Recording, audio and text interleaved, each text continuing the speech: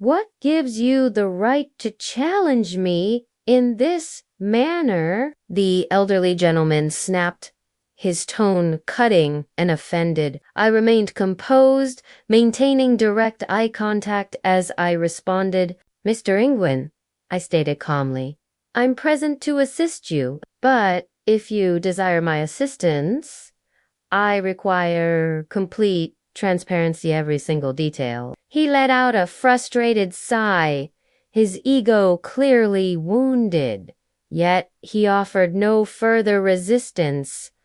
Momentarily, he averted his gaze, shaking his head in resignation. "I go by Danielle, the identity I selected during my childhood. At 30 years old, I work as a lawyer. I never adopted my birth family's surname instead.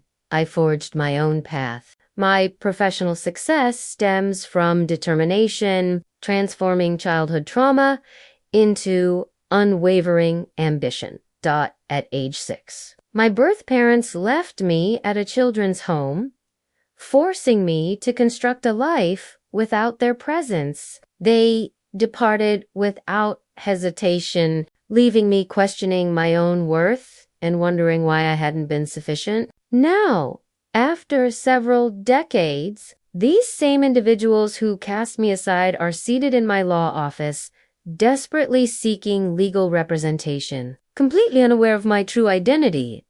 I was 6 when I last encountered them. That morning, my mother had dressed me in my finest clothing, a sunny yellow dress decorated with tiny white flowers, and informed me we were visiting somewhere wonderful. I recall gripping her hand firmly as we entered the orphanage, the brilliant sunshine outside, creating a stark contrast with the dimly illuminated corridors within. The atmosphere carried the scent of disinfectant mixed with something else. I couldn't identify, something frigid, resembling emptiness. She crouched before me, gently moving a lock of hair away from my eyes. "You'll adore this place," she whispered, her voice gentle yet vacant. "They'll provide excellent care for you." I couldn't comprehend her words. "When will you return?" I inquired, my tiny fingers clinging to hers. She paused, her gaze shifting elsewhere before forcing a smile. "Very soon, darling. Please behave yourself, all right?" I didn't shed tears as she departed. I simply remained there, fixated on the entrance, anticipating it would open once more. However, it never did. Hours transformed into days before I understood she wouldn't be coming back. That moment taught me the true meaning of solitude. The children's home became my entire universe, an environment where I rapidly discovered that staying alive required inner strength. I ceased wondering why my parents never returned the other. Children showed no interest in hearing about it, and the staff lacked explanations. Instead, I concentrated on what remained within my influence, my education. Literature became my refuge, a realm where I could immerse myself in narratives far removed from the institutional walls surrounding me. I made a vow to myself that I'd become superior, more intelligent, and more resilient than anyone who believed I wasn't worth preserving. Yet, the evenings proved most difficult. Alone in my bed, I'd gaze upward at the ceiling, pondering what actions of mine had caused their departure. Had I cried excessively?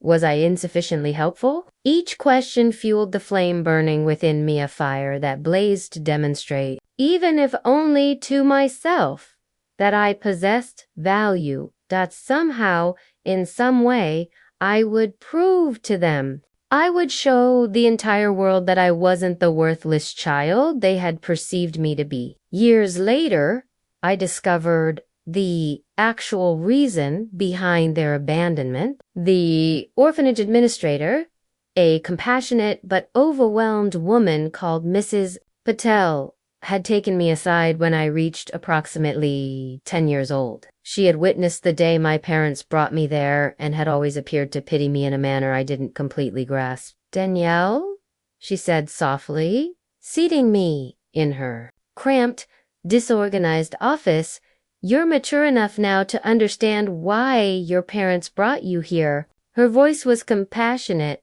but her words pierced like a blade. "Your parents originated from a very conservative background. When your younger brother arrived, they felt obligated to dedicate all their focus and resources to him as the family's successor." I stared at her, the words penetrating like heavy stones. "But I'm their child," I said, my voice quivering. "Why didn't they want me as well?" Mrs. Patel sighed, her eyes brimming with compassion. "It has nothing to do with your actions or inactions, Danielle. It concerns them and their convictions. It's incorrect, terribly incorrect. But they believed they were fulfilling what was demanded of them." That evening, as I rested in bed, the full impact of their rejection struck me completely. They hadn't abandoned me due to anything I had done. They left me because of my identity. A daughter, a girl who, in their view, wasn't worth retaining. Following that discussion, something within me transformed. I stopped questioning why they departed and began concentrating on what I could accomplish to progress forward.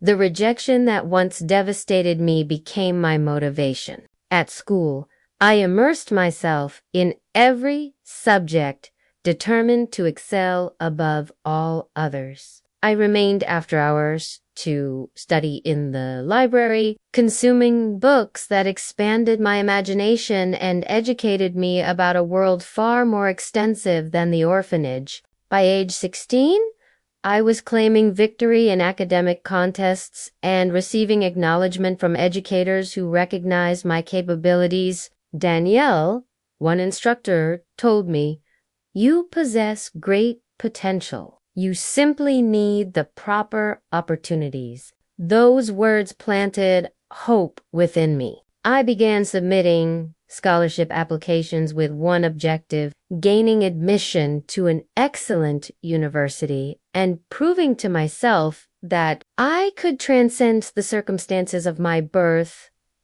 When the acceptance notification from a prestigious institution arrived in the mail, I held it like a precious treasure. It represented more than just an educational opportunity. It was my escape route. The orphanage organized a modest celebration in my honor, and Mrs. Patel, who had consistently been my quiet advocate, embraced me warmly. "You've earned this, Danielle," she said. "Now go demonstrate to the world your capabilities."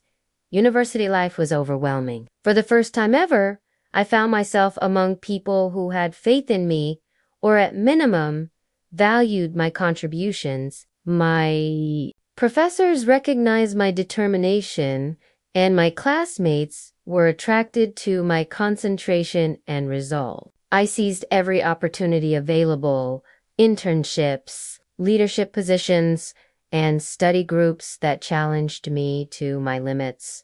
Law school followed, and despite its demanding nature, I flourished under the pressure. I learned to direct my emotions into my studies, using my personal experiences to connect with the cases I examined. I understood what powerlessness felt like, and I wanted to ensure others wouldn't experience the same. Upon graduation, I received job offers from several top-tier firms nationwide.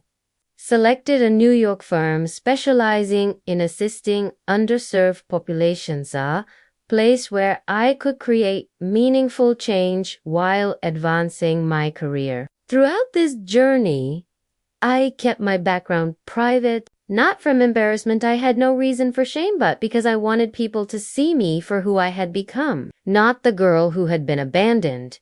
Every achievement felt like a triumph, a reminder that I had evolved into someone my younger self could admire. During my second year at the firm, I encountered Mark.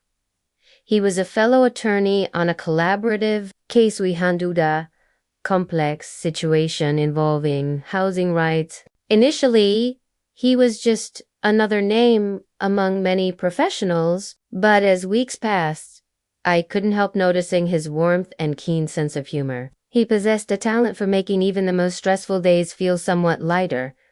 Our relationship developed gradually, almost without intention. Extended office hours became shared meals, and casual work discussions evolved into deeper conversations about life. I hesitated. Initially, I had spent so long constructing barriers to protect myself that allowing someone close felt dangerous. However, Mark was patient, never pressuring me to reveal more than I was comfortable sharing.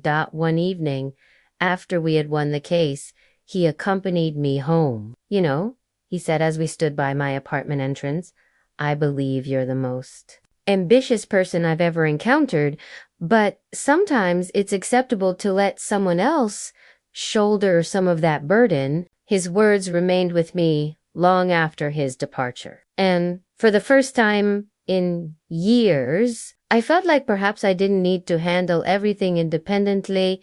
That's as Mark and my relationship grew more serious. We began discussing the future, our aspirations in life, where we envisioned ourselves in 5 or 10 years. For the first time, I allowed myself to imagine having a family, something I had avoided contemplating for so long. Mark desired children, as did I, though the thought frightened me. I didn't want to repeat my parents' errors, but with him, it seemed achievable.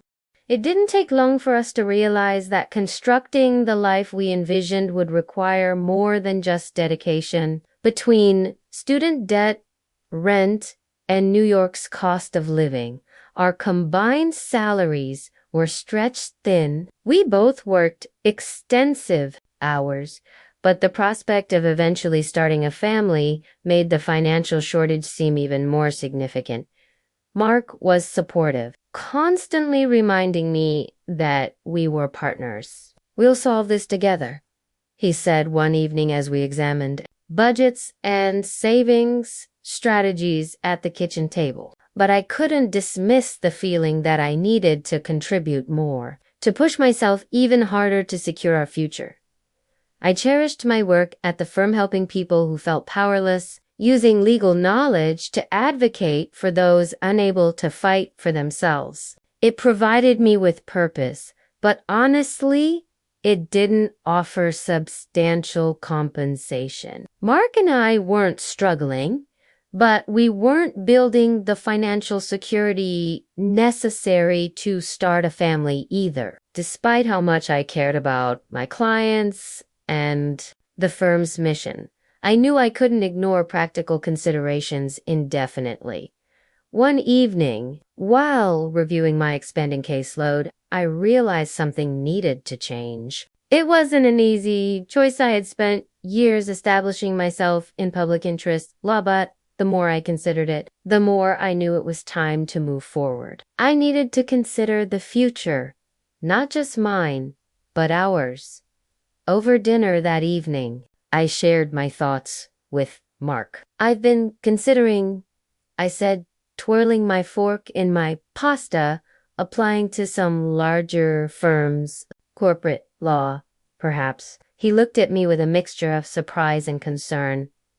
"Are you certain? I know how much you love your current work." "I do," I acknowledged, "but it's insufficient. If we want to start a family someday, we need to plan for it. I want to provide our children with the stability I lacked growing up." He reached across the table, taking my hand in his.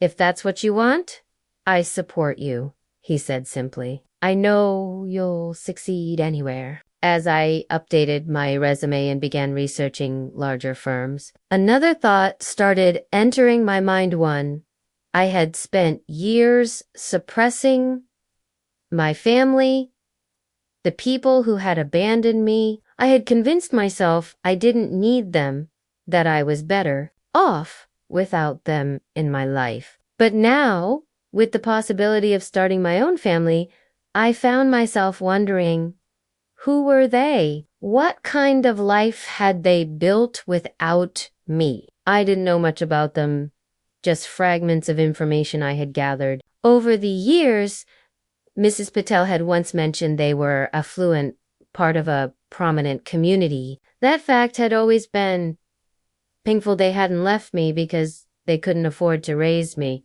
They left me because they didn't want me. The bitterness was difficult to overcome, but curiosity had begun to outweigh the pain. I needed to learn more. The following day, I contacted the orphanage. Mrs. Patel had retired years earlier, but the new director, a woman named Claire, was kind and willing to help. "We still have some of your files," she said. "Why don't you visit?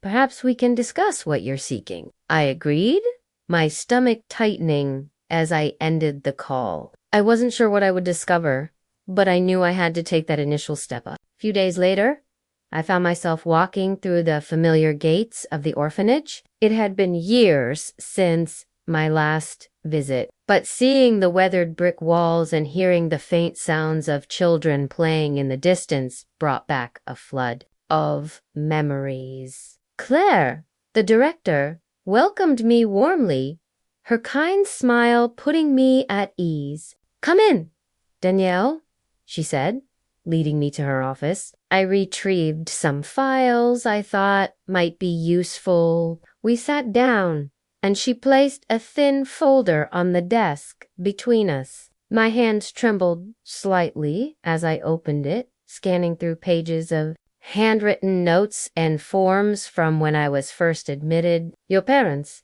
Claire began gently, "came from a very wealthy family. From what I can determine, they owned multiple businesses and held a prominent position in their community." She paused, assessing my reaction. "They didn't leave you due to financial difficulties." I nodded, swallowing the lump in my throat. I had suspected as much, but hearing it confirmed was still painful.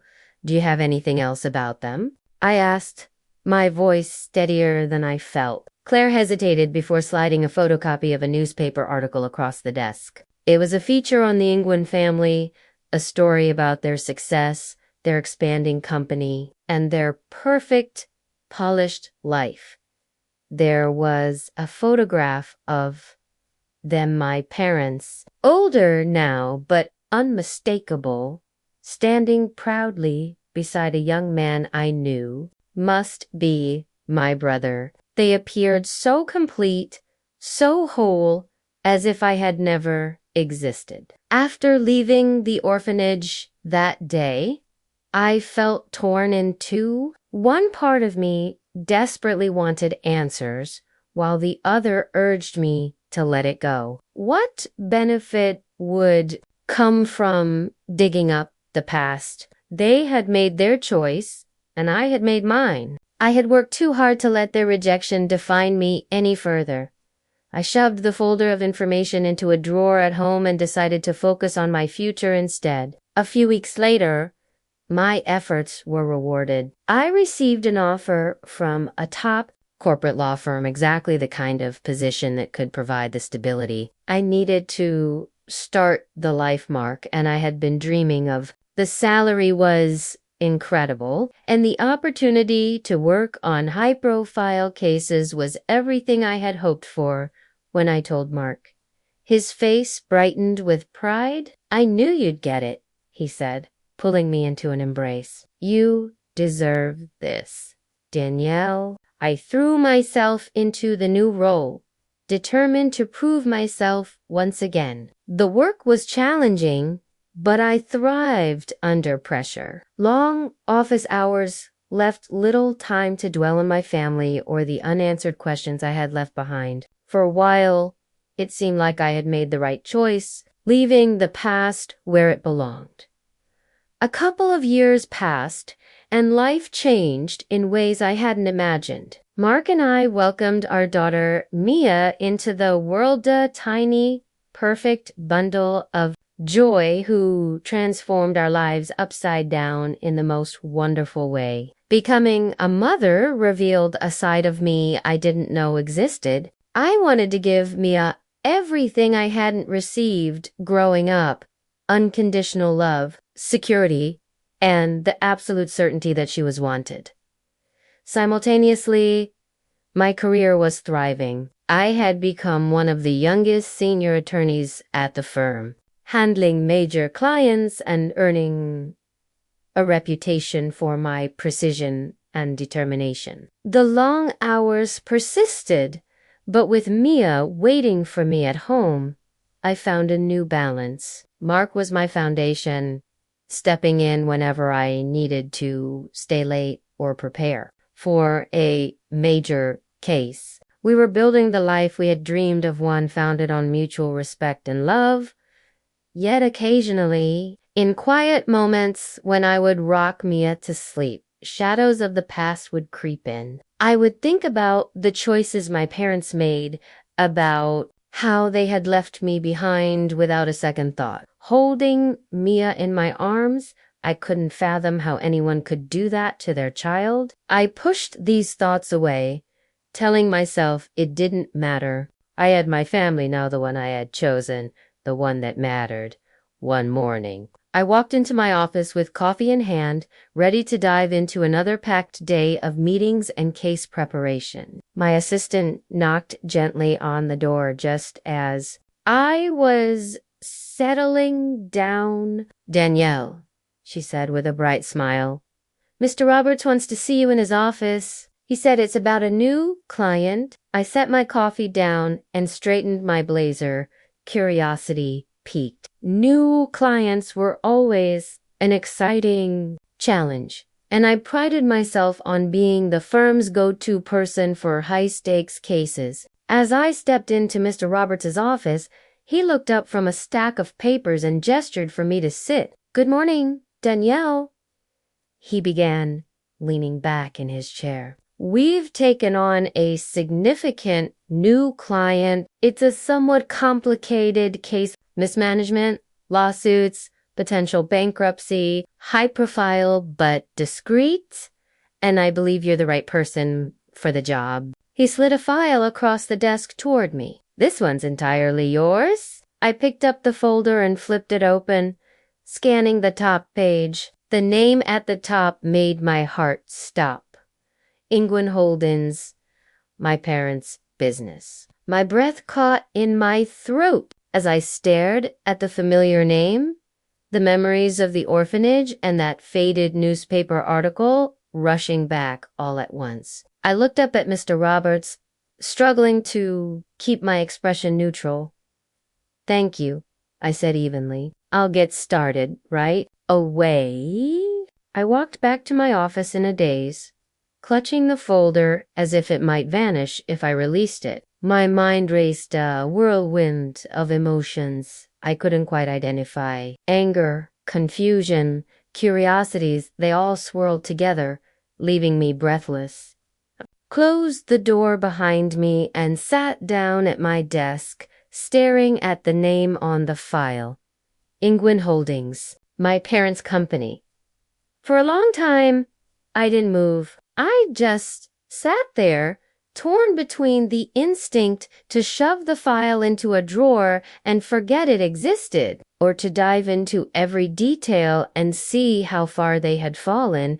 What were the chances that after all these years, they would end up in my office, needing my help? The bitter irony wasn't lost on me. I had spent my entire life trying to forget them, and now they were here on paper, at least intruding on the life I had built for myself. After a moment of hesitation, I opened the folder. If I was going to handle this case or decide not to, I needed to know exactly what I was dealing with. The first few pages outlined the basic facts. Ingwin Holdings was teetering on the brink of bankruptcy, entangled in multiple lawsuits from creditors, partners, and even former employees. It was a financial disaster, the kind that screamed of neglect and mismanagement. As I delved deeper into the documents, one name kept appearing. Ingwin, my brother, the special one, the golden child they had chosen over me. Apparently, he had been given control of the company a few years ago and had driven it straight into the ground. Misguided investments, failure to adapt to market trends, and reckless spending had left the business in shambles. Every page I read felt like a blow to the stomach. I leaned back in my chair, releasing a shaky breath. It was almost poetic, really. The family that had discarded me to prioritize their son now sat on the edge of ruin because of him. And here I was, their last hope, the one person who could potentially save them. The irony was as sharp as a knife cutting through the whirlwind of emotions swirling inside me. That evening, I walked through the door, still holding the folder as if it might slip through my fingers. Mark was in the kitchen, bouncing Mia on his hip while stirring a pot on the stove. The smell of dinner should have been comforting, but I felt too unsettled to notice. "You're home early?" he said with a warm smile, glancing at me. "Everything all right?" I hesitated, placing the folder on the counter. "Not really," I admitted. "There's something significant I need to tell you." He immediately set Mia down in her playpen and turned to face me, concern etched on his face.